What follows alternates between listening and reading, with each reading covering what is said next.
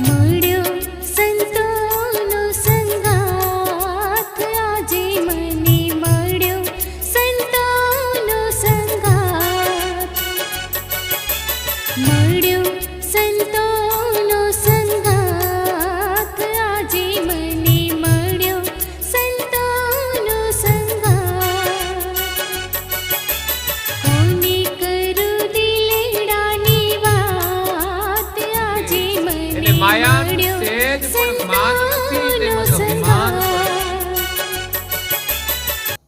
રૂપ રંગ કે સંગ રલિત નહીં. જે રૂપ રંગની અંદર રમણ નથી કરતા, રૂપ રંગથી પ્રભાવિત નથી થતા, કારણ કે રૂપ અને રંગ એ રહેવાનું નથી. શરીર હોય કે આ દુનિયા હોય, ચૈતનનું જ ચિંતવન કરે છે. આ શરીરમાં રહેલું જે ચૈતન છે એનું ચિંતવન કરે છે. પ્રત્યેક ઘાટમાં રહેલા ચૈતનનું દર્શન કરે છે. કોઈ વ્યક્તિ બહારની સમૃદ્ધિથી નાની કે મોટી નથી, પણ અંદરનો જે આત્મા છે એ કેવું જીવન જીવે છે એના ઉપર એનો આધાર છે કે વ્યક્તિ કેટલી મોટી છે, કેટલી નાની છે. જો હલકા કરમ કરે તો સમજવાનું એ વ્યક્તિ નાની છે. પછી પૈસા ભલે એની પાસે ગમે તેટલા હોય, કે કોઈ મોટા પદ ઉપર બિરાજમાન હોય, કે સુંદરમાં સુંદર હોય, પણ જો એના કર્મ હલકા હશે તો એ વ્યક્તિ હલકી છે યા તો નાની છે. અને જેની પાસે કંઈ જ ન હોય, માત્ર ઝૂંપડી હોય, માત્ર લંગોટી હોય, કે એક પણ વસ્ત્ર ન હોય, એવાય સંન્યાસીઓ આ દુનિયામાં ફરે છે. જુનાગઢમાં આજે બધા બેઠા હશે. જેમણે ઘરનો તો ત્યાગ કર્યો છે, પણ શરીર ઉપરના વસ્ત્રનો પણ ત્યાગ કરી દીધો છે. એક પરંપરાઓ છે. તો એક ત્યાગ તો છે, પણ સાથે જ્ઞાન પણ જરૂરી છે. એમ તો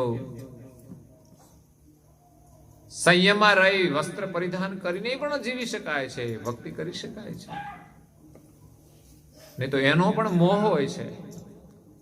ભલે સંસાર છોડ્યો છે, સંસારના પહેરવેશ છોડ્યા છે, પણ ત્યાગનો જે પહેરવેશ ધારણ કર્યો છે એમાંય પણ ક્યાંક સૂક્ષ્મ મોહ છુપાઈ જાય છે, કે સારા દેખાવ માટે કપડાં પહેરીએ. કપડાં માત્ર શરીરની મર્યાદા ઢાંકવા માટે છે, અને બીજા નંબરમાં શરીરનું રક્ષણ કરવા માટે છે. ઠંડી હોય તો આપણે એ પ્રમાણે કપડાં પહેરીએ છીએ. એટલે ઉપરનો ભાવ છોડીને ભીતરમાં રહેલું જે ચૈતન સ્વરૂપ છે એને નિહાળવાનું છે. અને એની દ્રષ્ટિ આપણને સંતો આપે છે. સંતનો મહિમા પરંપાર છે, જેના આગળ સંસારના સુખનું તો કોઈ મહત્વ જ નથી. એક સુદાસ નામનો ગરીબ વ્યક્તિ એક તળાવના નજીકમાં રહે છે, ઝૂંપડું બાંધીને મહેનત મજૂરી કરીને પોતાનું જીવન ગુજરાન ચલાવે છે. આપણે ત્યાં વનસ્પતિ છે, એમાં કેટલી વનસ્પતિઓ ફૂલવાળી છે. સર્જનહારે વનસ્પતિનું જે નિર્માણ કર્યું છે એ 18 વનસ્પતિ છે. ખટવેલી, ભૂવેલી ખટભાર, 4 શિર પુષ્પ બિરાજે, 6 ભાર વનસ્પતિ એ વેલી જાતિ છે. ભૂવેલી ખટભાર, 4 શિર પુષ્પ બિરાજે, बिना पुष्प सिर 4 सिर कंटक राजे. तो 4 भार वनस्पति एवी छे के जेना पर फूल लागे छे, 4 भार वनस्पति एवी छे के जेना पर फूल लागता नथी, 4 भार वनस्पति एवी छे के जेना पर कांटा लागे छे, અને 6 ભાર જે વનસ્પતિ છે વેલી જાતિ છે. તો મારે વાત કરવી છે ફૂલવાળી 4 ભાર વનસ્પતિ છે. ફૂલ છોડ આપણને બધાને બહુ ગમે છે, પણ આ ફૂલની કોઈ સીઝન હોય છે. ઘણી વનસ્પતિ 12 હોય તો 12 માસ ફૂલ આવે, પણ ઘણી વનસ્પતિ એવી છે કે જે સીઝનની અંદર ફૂલ આવે. ઘણી વનસ્પતિ સીઝનની અંદર જ ઉગતી હોય છે. એમ એ તળાવની અંદર એક સુંદર પુષ્પ ખીલ્યું. એમની સિઝન નહોતી, છતાં પણ ઉનાળાના સમયની અંદર જ્યાં સારા ગુલાબ જોવા ન મળે એવું એક સુંદર પુષ્પ એ તળાવની અંદર ખીલ્યું છે. એ પોતે કદાચ કઈ માળીનું કામ કરતો હશે તો પુષ્પ જોઈને ખુશ થઈ ગયો કે આ પુષ્પ ને આ સિઝનમાં. દુઃખના સમયમાં જેમ પ્રસન્ન રહેવું મુશ્કેલ છે, દુઃખના સમયમાં મુશ્કેલ પ્રસન્ન રહેવાનું, એમ આ ફૂલ છે એ ઋતુકાળ વિના ખીલેલું છે. ત્યારે ફૂલ બહુ સુંદર લાગતું હતું. ખરેખર વિપરીત પરિસ્થિતિની અંદર માણસ જ્યારે ખુશ રહે, પ્રસન્ન રહે ત્યારે બહુ સુંદર દેખાય છે. બાકી તો સમય પ્રમાણે તો બધું હોય જ, પણ વિપરીત પરિસ્થિતિમાં માણસ જ્યારે કામ કરે સારું ત્યારે એનું મૂલ્ય થાય છે અને ત્યારે બહુ સુંદર દેખાય છે અને એને જોઈને પ્રભુ પણ પ્રસન્ન થાય છે. અને સીઝન ન હોય ને જે વસ્તુ પાકે ને એ બહુ મોંઘી હોય. તમે જોજો, ચોમાસાની સીઝન હોય ને જે બધું પાકે એમાં બહુ કિંમત ન હોય શાકભાજીની કે બીજી વસ્તુની, પણ જ્યારે ઉનાળો આવે ને જે શાકભાજી થાય એની કિંમત બહુ મોંઘી હોય. આઉટ સિઝનમાં જે વસ્તુ મળતી હોય, અત્યારે કેરી લેવા જાય આવવાની છે હમણાં, પણ સમયની અંદર લેવા જઈએ તો બહુ મોંઘી હોય, કારણ કે એની ઋતુમાં આપણને મળે કેરી, ઋતુ સિવાય જે પકાવવામાં આવે એમાં બહુ મહેનત કરવી પડતી હોય છે. એમ આ ફૂલ બહુ સુંદર શોભે છે. એટલે ગરીબ માણસ હતો, એને એમ થયું કે આ ફૂલ હું કોને આપું. એ નીકળ્યો છે, એને એમ કે આની કિંમત બહુ સારી આવશે, માર્કેટમાં લઈ જઈશ તો. એ જ સમયે એ નગરની અંદર એક રાજા હતો, એનો એક પ્રધાન હતો, એનો એક મંત્રી હતો. એ નગરની અંદર કોઈ એક સંત મહાત્મા પધારેલા, જે બહુ જ પ્રખ્યાત હતા. ખબર પડી કે આ નગરની અંદર મહાત્મા આવ્યા છે, તો રાજાએ પણ તૈયારી કરી એમના દર્શન કરવા માટેની. વિચાર કરો, રાજાની પાસે ક્યાં સુખની કમી છે કે એ જેની પાસે પહેરવા માટે પૂરતા કપડા પણ ન હોય કે પહેરવા પગમાં જૂતિયા ન હોય, એમના દર્શન કરવા માટે જાય છે. પણ એમ લાગે છે કે સંતના દર્શન આગળ રાજાના વૈભવનું પણ કોઈ મહત્વ નથી. દુનિયાનો વૈભવ એ માણસને પૂર્ણ સુખ આપી શકતો નથી, પૂર્ણ શાંતિ આપી શકતો નથી. સુખ એ સુખ હોય, દેખાવ હોય. વધુ સુખ તો દેખાવનું જ હોય છે. જરૂરિયાત હોય એટલું સુખ, બાકીનું તો દુનિયાને દેખાડવાનું જ ને, કે મારે આ છે, મારે પેલું છે. એટલે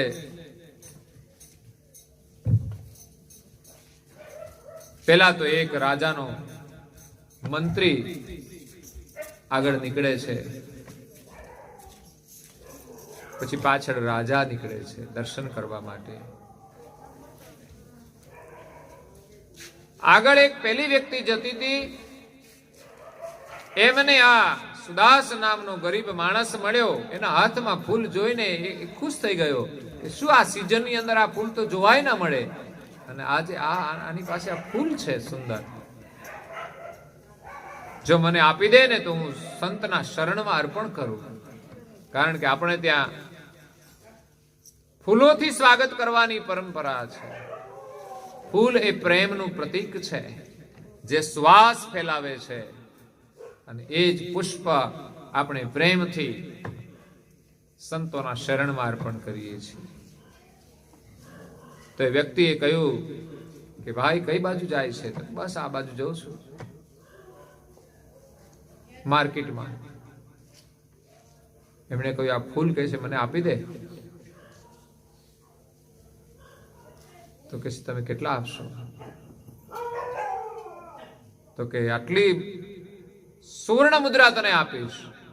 પેલો ગરીબ માણસ તો આશ્ચર્યચકિત થઈ ગયો કે આ એની ધારણામાં નહોતું કે આ ફૂલના આટલા બધા પૈસા આવશે. કદાચ 50 રૂપિયાનું ફૂલ હોય તો 100 આવે, 200 આવે, પણ આ તો કે છે 1000 સુવર્ણ મુદ્રા આપી દે એટલી કિંમત. તો એની મનમાં એમ થયું કે નક્કી આમાં કંઈક છે ખરું. એમણે એ ફૂલ આપ્યું નહીં. પાછળ રાજાની સવારી આવતી હતી એટલે એમણે વિચાર્યું કે આના કરતા રાજા છે ને વધુ પૈસા આપશે. એટલે એમણે ના પાડી કે મારા ફૂલ નથી વેચવું.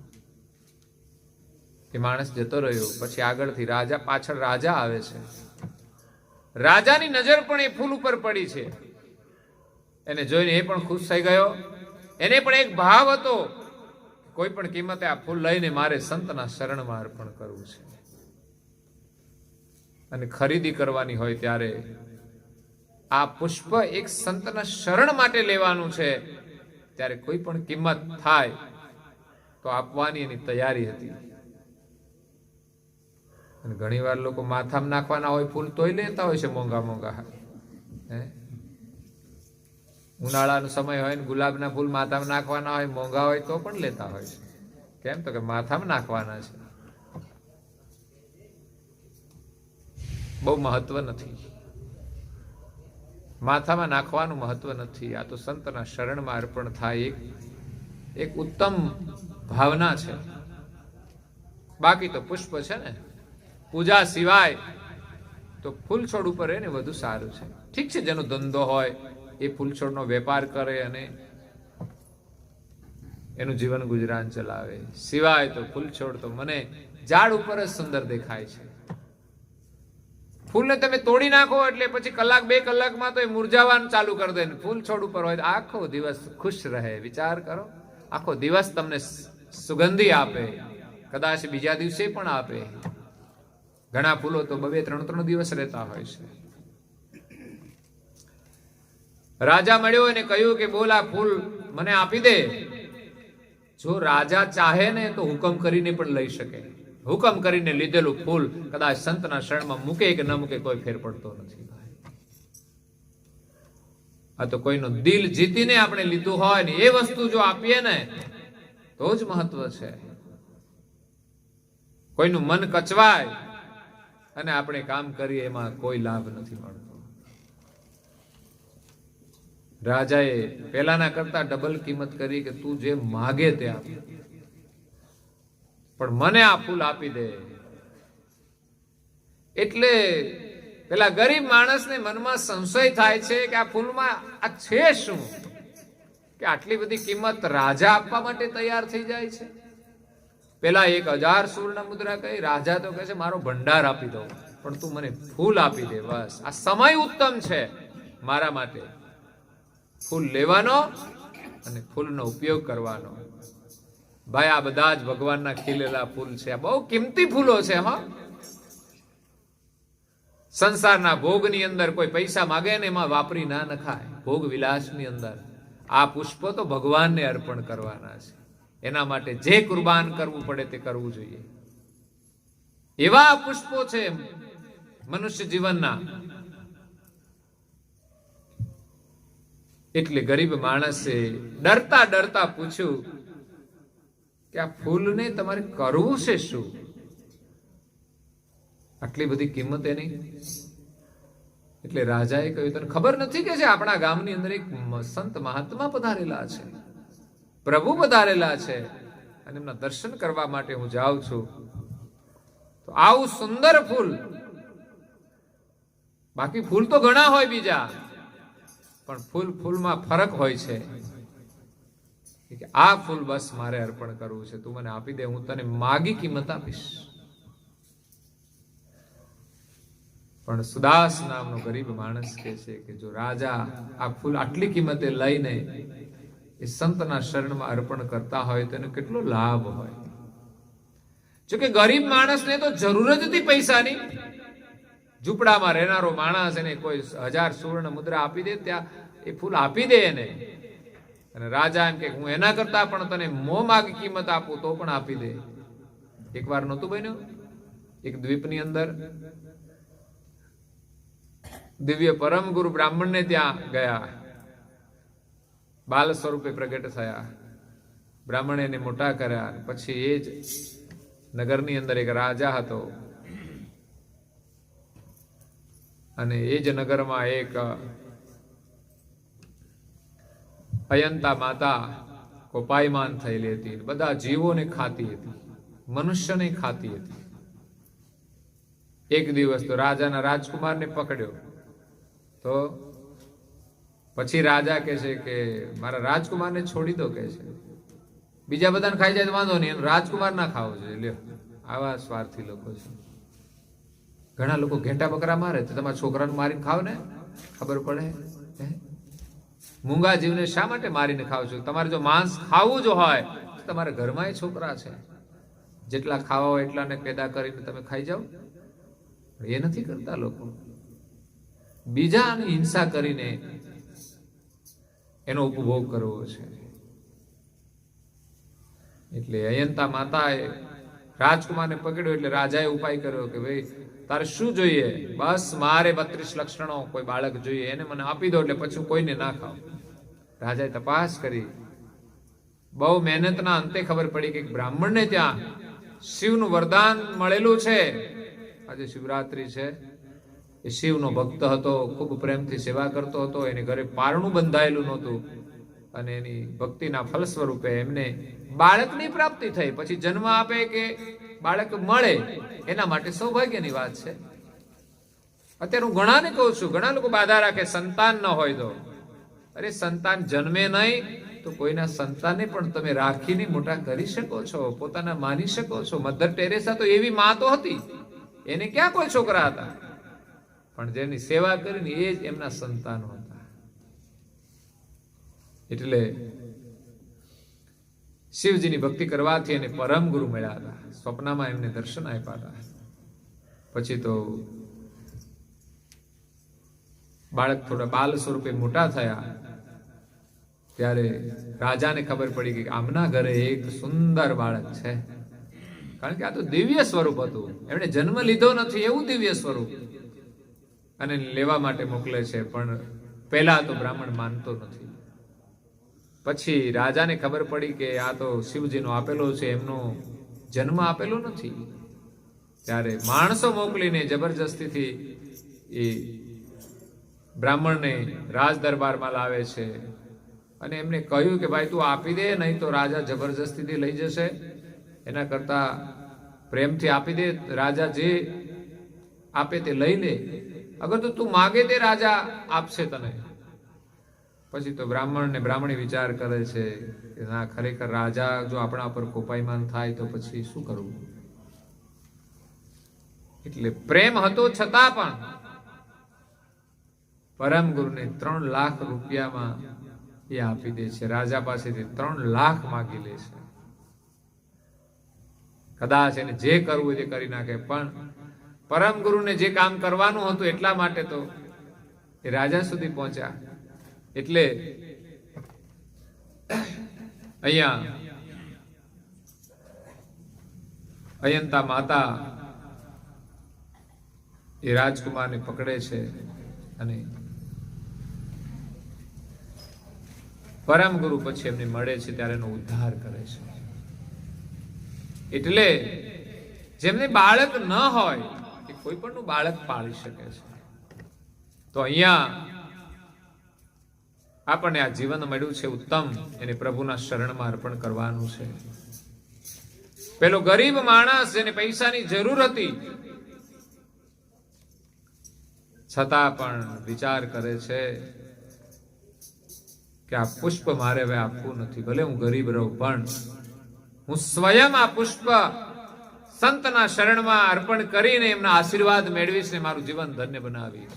આ છે સંતનો મહિમા. રાજા મહારાજાઓ પણ જેના ઉપર સમર્પિત થઈ જાય, અને એક ગરીબ માણસ પણ લોભ અને લાલચથી છૂટીને એ પુષ્પ એ સંતના શરણમાં અર્પણ કરવા જાય છે. આની કિંમત બહુ ઊંચી છે. બાકી સરળતાથી મળેલું પુષ્પ તો આપણે અર્પણ કરી દઈએ, પણ જ્યારે એ જ ફૂલની કિંમત આપણે લાખોમાં મળતી હોય અને આપણે ન વેચીએ અને એ જો અર્પણ કરીએ તો સમજવાનું કે એ ફૂલ આપણું કિંમતી છે, આપણું જીવન પણ કિંમતી છે. કેટલી પ્રકારના પ્રલોભનમાંથી છૂટીને આપણે એ કામ કર્યું છે. તો પરમ ગુરુ કહે છે કે તેજ માટે કર સેવન સંતનું જંતનું જાલ વિલાય આજુ પિંડ છતે પરમેશ્વર પામવા. આ શરીર છે ત્યાં આપણે પરમેશ્વરને પામવાના છે, માત્ર ઘંટડી વગાડવાની નથી. જીવનનો લક્ષ્ય માત્ર પરમ ગુરુની પ્રાપ્તિનો હોવો જોઈએ, બાકી બધું જ કામ ગૌણ બનવું જોઈએ. જેવો ભાવ સંસાર પ્રત્યે છે એવો જ ભાવ, એવો જ પ્રેમ પરમ ગુરુની સેવામાં રાખવાનો છે. ઓર કાજ કરત સ્વાર્થ કે તન મન સુરત પરોઈ, પણ કરતાર પક્ષ કે સાધન કરત નહીં કિનું કોઈ.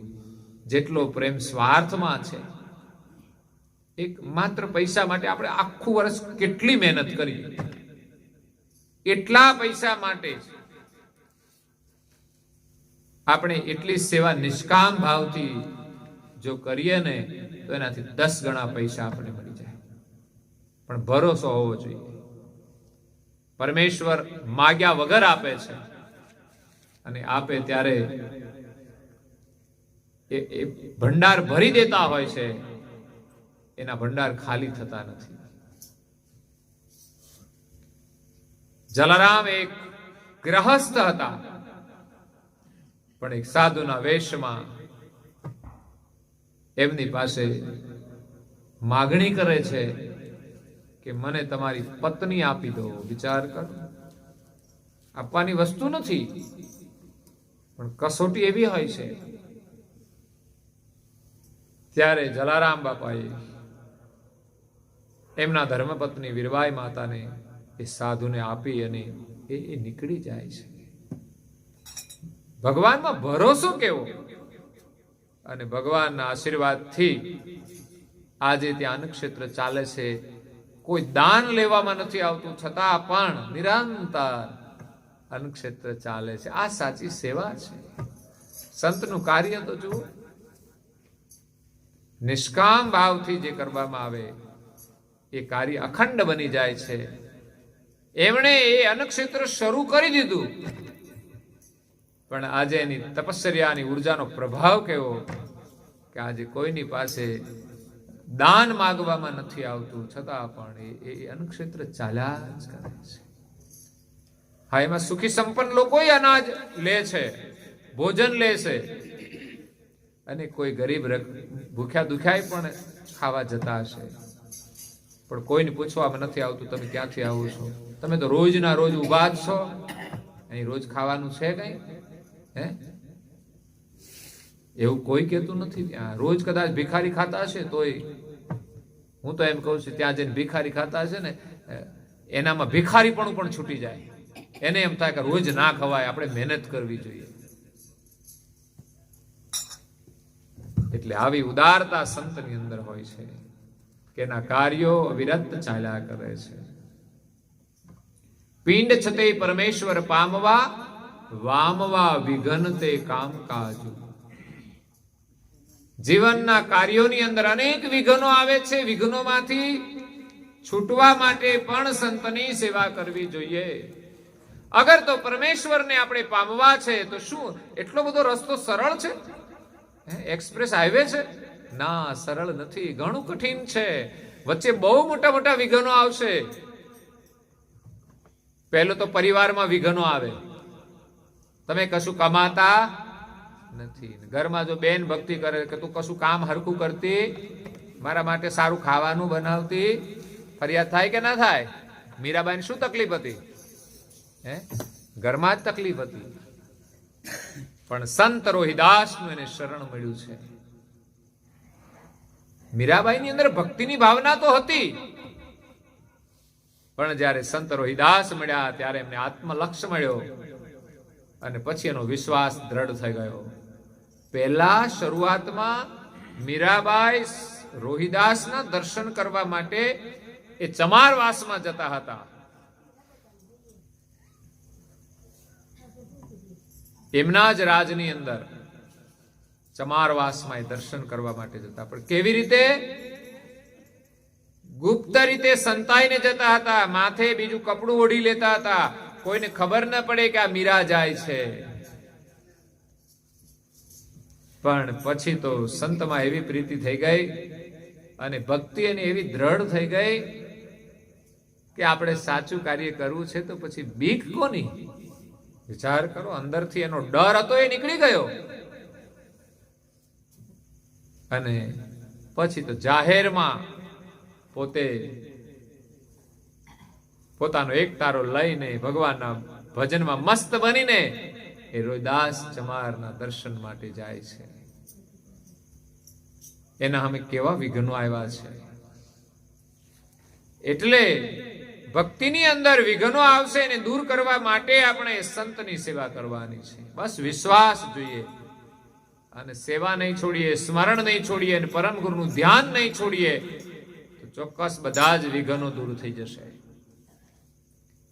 પેલા કહ્યું તેમાં શરીરની માયા છે, મમતા છે, ઇન્દ્રિયોનું આકર્ષણ છે, એમાંથી કેમ છૂટવું? પરમ ગુરુની કૃપા વિના કોઈ રસ્તો જ નથી. કૃપા અને આશીર્વાદ તો આના માટે જરૂરી છે. બાકી બે પૈસા માગીએ મળી જાય એ મોટા આશીર્વાદ નથી. ભગવાન પાસે સંસારની તુચ્છ ચીજો માગવાની નથી. હૃદય અને સુમનતાએ માગી લીધું, અમને જન્મ મરણના બંધનમાંથી છોડાવો. તો આપણે શું માગવાનું? વારંવાર જન્મવાનું, મરવાનું? સંસારની ચીજો માગીને આપણે વારંવાર જન્મવા મરવાનું માગીએ છીએ. જ્યારે હરદેવ અને સુમનતાએ બધી જ ચીજ વસ્તુઓનો ત્યાગ કર્યો છે. ન પરિવારની ઈચ્છા છે, લગ્ન થાય એટલે સંતાનની ઈચ્છા હોય, પણ કુદરતના ભરોસે જીવો ને, એની ભક્તિ કરો, તમને મળી જશે બધું. વગર માગે પરમાત્મા આપે છે. અને જો મહેનત ન કરીએ તો માગીએ ને તોય કશું આપે. ભિખારી માગ માગ માગે જ કરે, પણ ભાગ્ય જ કોઈ કોઈ થોડું થોડું આપે છે. એટલે વામવા વિઘ્નતે કામકાજુ, પરમેશ્વરને પામવા માટે જે કંઈ સેવા કાર્યો કરીએ એમાંય વિઘ્નો આવતા હોય છે. એમાંથી છૂટવા માટે આપણે પરમ ગુરુની સેવા કરવાની છે, સંતોની સેવા. પરમ ગુરુનું એક જે અંશ સ્વરૂપ છે, કર્તાના સાનિધ્યમાં તેઓ નિવાસ કરે છે. અહીંયા શરીર ધારણ કર્યું, પણ એનું જે ચૈતન, આપણી સજાતિનું જે સ્વરૂપ છે એને ઓળખવાનું છે. એનો દિવ્ય દેહ છે, એમની પણ સેવા પૂજા કરવાની છે. એ પણ એનું સ્વરૂપ છે. ત્રીજું, અહીંયા ગ્રંથ છે, એ પણ પરમ ગુરુનું સ્વરૂપ છે. અને બ્રહ્માંડની અંદર જે વ્યાપક છે, પરમ આનંદ રૂપે, સચ્ચિદાનંદ રૂપે, આપણા જીવન રૂપે, બસ એ સ્વરૂપને પકડવાનું છે. ધ્યાન કરીને સેવા પરમ ગુરુના દિવ્ય સ્વરૂપની કરીએ, સ્મરણ કૈવલનું કરીએ અને ધ્યાન પરમ ગુરુના સોહંગ સ્વરૂપનું કરવાનું છે. સોહંગ સ્વરૂપ. અને સંત એ પણ પરમ ગુરુનું એક સ્વરૂપ છે કે જેની અંદર નિરંતર પરમ ગુરુનો ધ્વનિ નીકળતો હોય. એ ધ્વનિના દર્શન કરવાના છે. હાડ ચામડાનું શરીર નહીં, પણ પરમ ગુરુમાં જે પ્રીતિ છે. હું તો કોઈ ભક્તને પણ માનું છું, એ પણ એ કોઈ સંત છે, એની અંદર પણ કોઈ સંતનો અંશ આવેલો છે, ત્યારે તો એ ભક્તિ કરે છે. સંત ભાલ તિલક કરે ને ભક્ત ભાલ તિલક કરે છે, તો એની અંદર પણ એ જ અંશ છે. ભક્ત સંસારમાં રહીને કરે છે અને સંત ઘર બાર છોડીને કરે છે. તો એવા સંતની સેવાનો ભાવ આપણને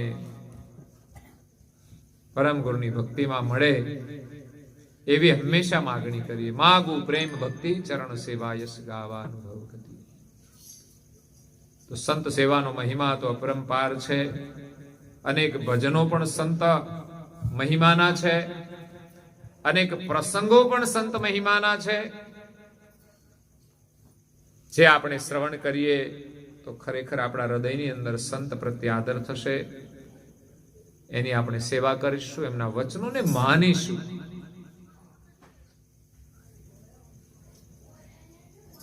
મેઇન વસ્તુ તો એ છે કે સંતના વચનોમાં આપણી શ્રદ્ધા થવી જોઈએ. એ બહુ મોટી સેવા છે. તો આ સાથે તમે બધાએ ખૂબ ભાવ અને પ્રેમથી આજના સત્સંગનું આયોજન કર્યું અને સત્સંગનો પ્રસાદ પ્રાપ્ત કર્યો, પરમ ગુરુના આશીર્વાદ પ્રાપ્ત કર્યા છે. અંતમાં કહું તો પરમ ગુરુના ગ્રંથો જે સ્વરૂપ છે એનું તમે દર્શન કરજો, વારંવાર અધ્યયન કરજો. મારી વિનયપૂર્વક પ્રાર્થના છે કે જો તમને વાંચતા આવડતું હોય તો એ શિક્ષણનો સદુપયોગ કરો અને 2 પેજ રોજ પરમ ગુરુના ગ્રંથોનું વાંચન કરો. અને શક્ય હોય તો પરિવારમાં સાથે મળીને વાંચન કરો. ઉપાસના બધા કરો. આખી ઉપાસના લાંબી લાગે, કામકાજ હોય, ખેતરનું હોય તો ટૂંકી પણ ઉપાસના અવશ્ય કરો. અને જ્યારે સિઝન ન હોય, સમય મળે તો પરિવારના બધા જ સભ્યો સાથે મળીને ઉપાસના કરો. આવું આયોજન, આવું વાતાવરણ આપણા ઘરમાં બનાવવું જોઈએ. એવું નહીં કે આપણે આપણી રીતે ચાલીએ, બધાને જોડવા પ્રયાસ કરવો જોઈએ.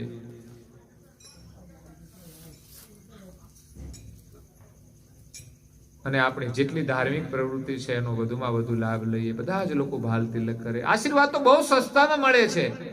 સવારમાં કંકુ ચંદન લગાવવાથી આશીર્વાદ મળતા હોય તો શા માટે ન લેવા જોઈએ? પણ એ ના કરે, દુકાને જઈને પડીકી લઈ આવે. બોલો,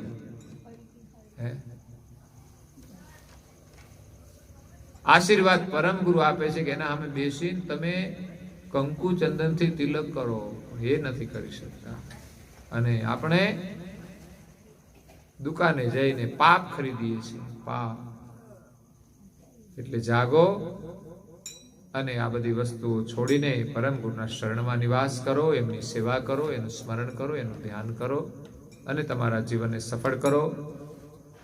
બસ પરમ ગુરુના શરણમાં આપણે એ જ માગીએ કે તમારી ભક્તિ અમને મળે, તમારો ભક્તિ કરવાનો પ્રેમ મળે અને આ સંસારના બંધનમાંથી આપણે છુટકારો મળે. બસ એ સિવાય કશું માગવાનું નથી. તો આ સાથે તમારી ખૂબ ભાવના છે દર વર્ષે આ કાર્યક્રમ કરવાની, અને તમે સહેજા સહેજા નિમિત્ત બનાવી દીધું છે. 1-2 વખત કાર્યક્રમ કર્યો, પછી દર વર્ષે ઈચ્છા થઈ કે ચાલો શિવરાત્રીના દિવસે આપણે કાર્યક્રમ કરવો છે. તો સિઝન હોય તો પણ થઈ જાય છે.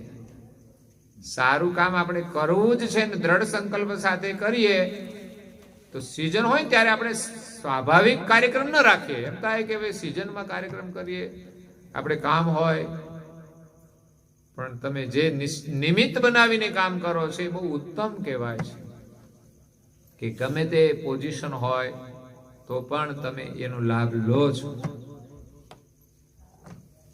સિઝન હોવા છતાં પણ તમે સત્સંગનું આયોજન કરીને એનો લાભ લો છો. એ ખરેખર પરમ ગુરુના આશીર્વાદ છે. અહીંનું જીવન તો બહુ નિરાળું છે. ગામડાનું બહુ પરિશ્રમી જીવન છે. એટલે વિશેષ બહારનું આકર્ષણ ઓછું હોય છે શહેરના કરતા. એની અંદર પ્રભુનું સ્મરણ વધુ થઈ શકે છે. જેટલો પરિશ્રમ કરીએ એમાં સેવાની ભાવના વધારે હોય છે, સ્મરણની ભાવના વધુ હોય છે.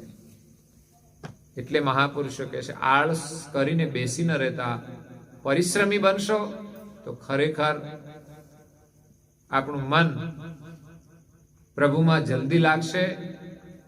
પરિશ્રમી બનીશું તો શરીરનો મોહ પણ ઓછો થશે. તો બસ પરમ ગુરુના શરણમાં જ માગીએ કે આપની સેવા અમે નિરંતર કરતા રહીએ, આપનું સ્મરણ કરતા રહીએ અને તમે લોકો પરમ ગુરુના આશીર્વાદથી આવો સત્સંગનો લાભ લેતા રહો. એવી જ પરમ ગુરુના શરણમાં પ્રાર્થના સાથે આજની વાણીને હું વિરામ આપું છું. અસ્તુ સત કેવલ સાહેબ. છોકરા